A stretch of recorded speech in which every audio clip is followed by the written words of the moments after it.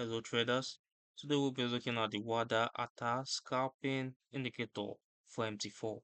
This tool is based on the Waddah Attar concepts used in the Waddah Attar Scalping EA, presenting momentum and volatility information visually so scalpers can quickly see when the market is active enough for short-term trades. I'll load the indicator on the chart so you can see how it looks in real time.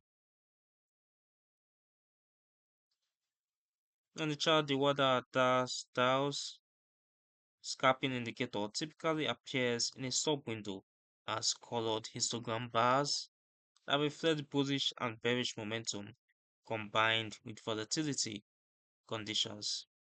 Rising positive bars imply strengthening bullish force, while rising or falling negative bars imply strengthening bearish force, with low or shrinking bars pointing to quieter or low opportunity phases.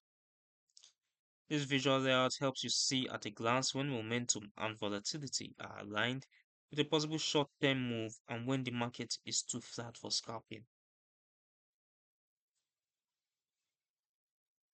It has its period and its P1 and P2, which you can customize or adjust its sensitivity to suit your level.